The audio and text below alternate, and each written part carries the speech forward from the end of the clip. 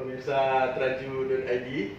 Saya sekarang sedang berada di kantor anak muda Bumi Kalimantan Barat yang hebat.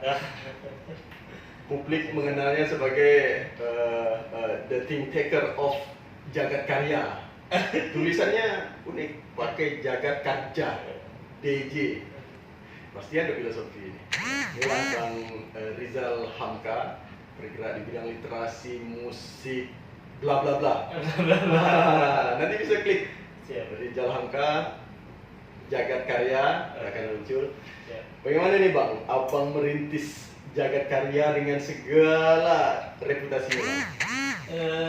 Kalau dibilang kritis ya Bang Nur ya, mungkin kita dari awal terbangunnya Jagat Karya sebenarnya ini kan apa ya, kayak sesuatu yang sebenarnya ini bukan dunia saya gitu. Bukan saya awalnya itu cukup sebagai seorang penggemar musik gitu. Akhirnya saya ketemu dengan kawan-kawan yang ada di skena musik, kita sering diskusi. Awalnya semuanya karena diskusi gitu. Diskusi sampai kita akhirnya memutuskan untuk bikin sebuah studio yang harapan kita kedepannya bisa menjadi ruang untuk bekerja industri kreatif, lebih khusus ya musik dan lain-lain gitu ya, film apa semua gitu. Jadi sebenarnya kalau kita ngomong Jagat Karya ini bukan tentang saya, bukan tentang saya pribadi, karena dalam proses pendirian Jagat Karya itu ya kita proses kolaborasi Bang, betul-betul kolaborasi dari ide sampai arsitekturnya gitu ya, sampai apa yang harus kita bikin di Jagat Karya, semuanya itu berdasarkan diskusi kita, apa yang kita butuhkan, apa yang skena butuhkan hari ini. Nah akhirnya jadilah Jagat Karya. Sebenarnya Jagat Karya itu adalah proses kolaborasi dari anak-anak muda gitu, anak-anak muda khususnya di bidang musik lah. Saya kalau dengar prosesnya dari awal, dari diskusi, kemudian apa yang mau dikerjakan, sampai implementasi itu selalu bersama-sama, ini pasti nikmat prosesnya. Wah itu Bang, itulah yang mungkin tidak bisa kita nilai Bang ya. Ada kenikmatan, ada kebahagiaan di sana ketika kita bisa saling berbagi, ada merasakan sama-sama kebermanfaatan baik untuk saya dan kawan-kawan. Yang pasti ketika kita menjalani itu kita sama-sama bahagia nih, kita sama-sama senang, dan memang kita niatkan Jagat Karya itu menjadi sebuah tempat yang nantinya akan menjadi manfaat baik untuk skena maupun bagi Pontianak dan Kalbar gitu. Jadi harus jadi sesuatu lah gitu, terutama tentang proses kreativitas yang akan menghasilkan karya-karya hebat lah. Nah, saya pikiran kami dan kawan-kawan seperti itu. Sebenarnya Jagat Karya itu sederhana, kayak filosofinya Jagat Karya ya itu juga yang ngasih juga teman-teman sih namanya. Teman-teman di skena akhirnya dipilihkan namanya Jagat Karya, yang artinya sebuah jagat, sebuah ruang untuk berkarya. Tulisannya memang pakai ejaan lama jadi Jagat Karja. Bisa jadi ruang untuk berkarya, bisa jadi ruang untuk bekerja. Jadi hal-hal seperti itulah yang memang kita fokuskan, titiknya adalah sebuah proses kolaborasi yang akhirnya bisa jadi bermanfaat aja ya. Saya dari himpunan liputan mendengar nih, kalau tadi Bang Rizal Hamka bilang mudah-mudahan bermanfaat, saya tahu udah banyak user menikmati manfaat itu. Jadi udah terjadi, tapi kita doakan lebih kapitalisasi. Harapan kita ke depannya Jagat Karya itu bisa menjadi sebuah ruang yang benar-benar bisa menjadi ruang untuk semua orang gitu dalam proses kreativitas. Karena memang di Jagat Karya hari ini di sana ya selain ada studio Bang, studio musik yang di sana bisa recording, mixing, mastering, bisa ada juga di sana tempat nongkrong, ada kafenya, ada rumah makannya, ada warung kopinya, ada clothingnya, gitu. Ada sanggarnya, gitu. ada sanggar di sana, ada sanggar tari Bengkawan. Nah, jadi akhirnya memang di sana itu setiap hari diisi orang-orang di skena itu. Dan mereka tiap hari, setahu saya sampai hari ini, itu mereka berproses terus menghasilkan karya-karya, dan memang karyanya hebat-hebat Bang. Karyanya oke-oke lah kawan-kawan. Antara lain Arwana. Salah satunya Bang Yudi Caniago. Bang Yudi Caniago bagian dari situ. Kemarin sempat kan bikin beberapa karya juga di situ. Gitu. Ya kita juga berterima kasih lahirnya ada maestro ya, Bang Yudi, Bang Ian Mahmud. akhirnya bisa berkolaborasi juga di sana gitu. Ada teman-teman lah, ada teman-teman Loyal Rejected, ada teman-teman Manjakani, Afternoon yang hari ini memang ya nongkrongnya di sana. Kadang-kadang proses kolaborasinya juga mulainya dari sana gitu. Pak Muda, semuanya bang. Kalau musisi itu saya rasa hampir semuanya ya. Hampir semuanya kita nongkrong, proses kolaborasinya ada di sana gitu. Dan uniknya diusung sama anak muda yang backgroundnya bukan musisi ya? Iya, anak kampung ya penikmat musik gitu. Penikmat musik saja, senang hal-hal seperti itu. Kampung mana nih kampung? Sungai Kunyit bang. Sungai Kunyit. Sungai Kunyit. Orang asli Sungai Kunyit. Pelabuhan internasional Kijing Sungai Kunyit. Jadi Bang Rizal Hamka ini bawa warna baru bagi dunia studio kalau saya lihat. Biasanya studio itu studio ansih, gitu. Cuma recording. Tapi ini udah ada cafe, kemudian bisa untuk musik, untuk show gitu ya. Ada clothing. Ada clothing. Nah itu balik lagi bang, sebenarnya bukan saya gitu. Itu adalah proses diskusi dan kolaborasi dari teman-teman. Mereka butuhnya ini gitu. Dan saya kan ayolah gitu kan. Selama ini jadi manfaat dan selama ini bisa menghasilkan sesuatu yang hebat, saya rasa kenapa enggak gitu. Kita harus mulailah. Harapan saya juga akan lebih banyak lagi ruang-ruang yang tercipta, ada ruang-ruang lagi, ada jagat karya lain. Hari ini banyak bang, ada Pak Lai, itu ruang luar biasa, ada ruang tamu, ada banyak lagi lah tempat hari ini kawan-kawan berkreasi bang. Ya banyak lah, akhirnya yang kita harapkan kedepannya itu akan tumbuh hal-hal seperti ini. Tadi ya, Bang Rizal Hamka bilang ini warna baru yang sebenarnya dibawa oleh penikmat musik. Tapi berkolaborasi karena diskusi ngopi gitu ya. Saya mau bilang satu lagi. Ini sebenarnya bukan cuma diusung sama penikmat musik, penikmat lagu nih, tapi juga sales buku. Sales buku. Saya mau minta cerita. Gimana cerita Abang nih? Kalau saya bang, base saya itu ketika tamat kuliah memang langsung bekerja di sebuah penerbitan bang. Itu selama kurang lebih 9 tahun. Jadi ngerintis pekerjaan di sana sebagai seorang sales buku, dimulai sebagai seorang sales buku. Nah, ketika keluar dari perusahaan saya tetap lanjut di sales buku gitu, Pak. Saya dengar sampai posisi yang banyak dibiurkan orang juga ya. Iya, saya artinya di tempat kerja dulu saya juga alhamdulillah udah punya posisi yang bagus gitu kan. Cuma saya melihat harusnya saya harus bisa sendiri gitu bang. Kalau saya bisa sendiri artinya saya lebih banyak lagi kalau namanya kita perusahaan saya itu perusahaan hebat bang, perusahaan salah satu publisher hebat lah gitu ya. Udah di ujung lidah tapi saya tidak publisher hebat lah kita sebut aja Erlangga saya rasa fair, maksudnya itu sebuah perusahaan hebat mendidik saya sampai ke titik ini. Saya rasa tidak lepas dari didikan di Erlangga. Cuma memang ada satu waktu memang ketika kita harus meninggalkan zona nyaman ini. Mungkin saya pilihan saya seperti itu. Saya udah terlalu nyaman di Erlangga, fasilitas semua dapat, mobil dikasih, gaji oke apa semua. Tapi saya rasakan kalau saya keluar dengan apapun pertaruhannya, harusnya saya bisa menghasilkan sesuatu yang lebih besar lagi gitu. Bukan tentang cuma materi, tapi banyak hal lain gitu. Jadi kalau dia rentang waktu keluar dari zona nyaman memerintis-rintis ini itu berapa tahun bang? Saya butuh waktu mungkin ya sampai ke titik ini bang, ya mungkin 3-4 tahun lah. Ini kategori singkat. 3-4 tahun karena saya melanjutkan bang 9 tahun di buku dan saya lanjutkan di buku lagi, artinya skena yang sudah saya bangun, relationship yang sudah saya bangun, saya tinggal teruskan gitu. Nah jadi nggak terlalu rumit lah pertaruhannya, cuma hari ini kita yang ambil keputusan dan keputusan itu kita bertanggungjawabkan sendiri, ya itu ya. Tapi pasti Bang Rizal Hamka udah punya modal lah. Bergerak itu tetap harus ada vitaminnya. Ya, modal terbesar saya hari ini bang, terus terang sampai hari ini pun modal terbesar saya adalah kepercayaan dari teman-teman. Itulah. Bukan jadi, uang ya? Uang mungkin cuma sebagian kecil saja bang. Bohonglah kalau kita bilang tidak ada modal uang. Ada hasil nabung sekian tahun tuh di Erlangga tuh adalah minimal untuk untuk ngopi-ngopi untuk stay dulu lah bagi untuk save dulu lah gitu kan.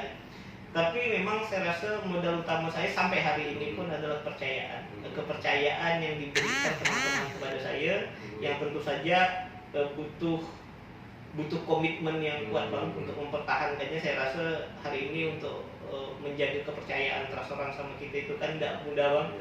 Kita tiap hari harus lebih baik. Sementara saya menyadari selemah-lemahnya manusia, sehilap-hilap manusia ini ada di saya.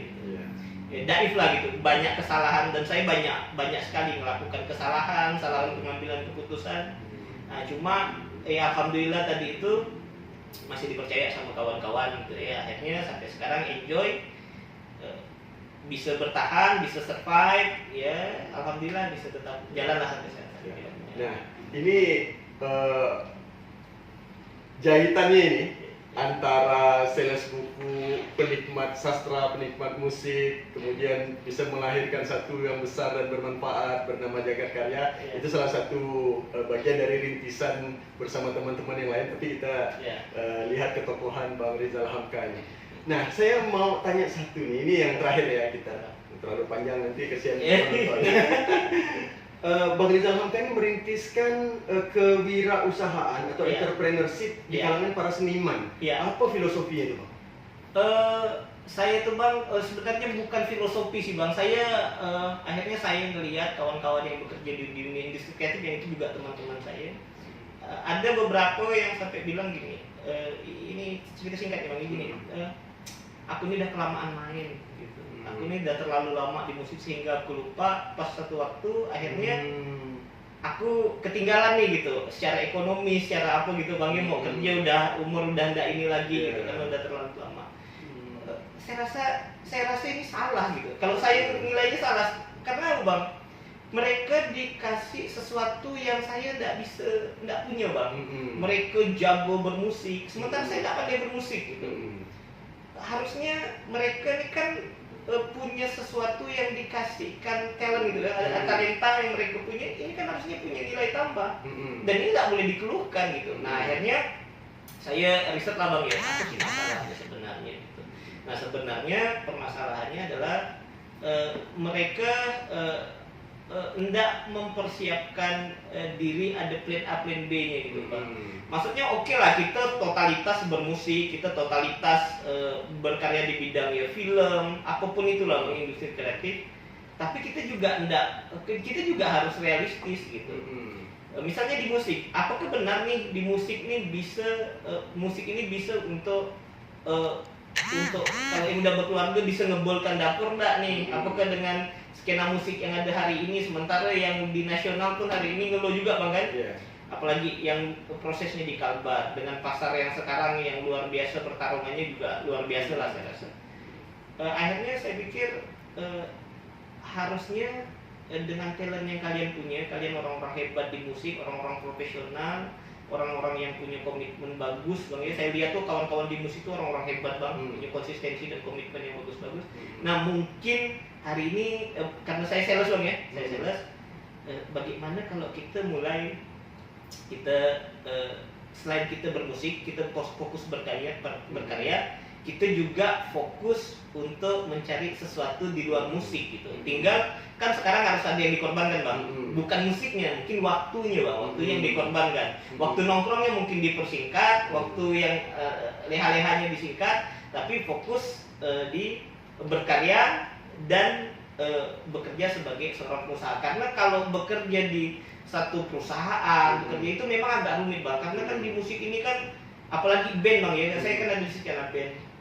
Ketika mau ngumpul satu masih kerja lagi, sementara kan ini ketika ada job ini kan harus waktunya udah sekian, ini kan agak rumit.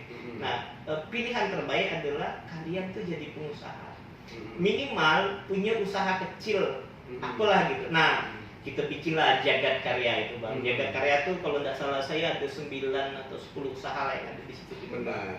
Apa ya tuh? Sebut singkat-singkatnya. Dulu clothing. Ribbon di sana. Clothing tuh ngurus-ngurus baju. Baju, toko baju. Ada warung kopi. Ada rumah makan. ada studio latihan, Studio. ada studio recording, Studio recording. ada studio mixing mastering. Mixing, Nah, mastering. sekarang juga udah jadi publisher. Publisher. Penerbit. Ada sanggar di sana, Sanggar. Tari Bengkawan juga di sana. Kawan.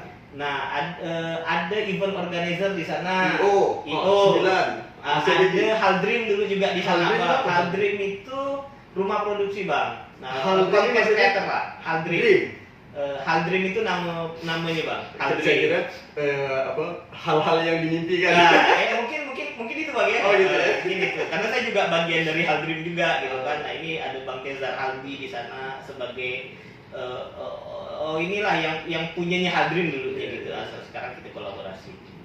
Nah, akhirnya kawan-kawan ini saya pacu untuk jadi biar kecil tuh harus jadi entrepreneur dong gitu. Nah, harapan saya tuh kedepannya akan banyak lagi entrepreneur yang lahir dari industri kreatif, Bang. Ya. Dan sekarang ternyata banyak, Bang. Oh, gitu. Kita sebutlah Pak Live. Pak Live itu yang punya orang industri kreatif. Abang pernah dengar Medan Kerang dong? Nah, Medan Kerang tuh orang industri kreatif, musisi.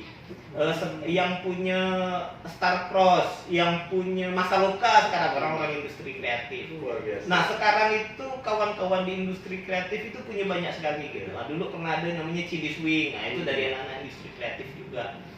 Rumah makan, Bang. Ya, jadi saya rasa sekarang itu mulai tumbuh lagi, Bang. Sekarang lagi fenomenal ada ngopi di Apen, Bang. Nah, itu salah satu personilnya Afternoon.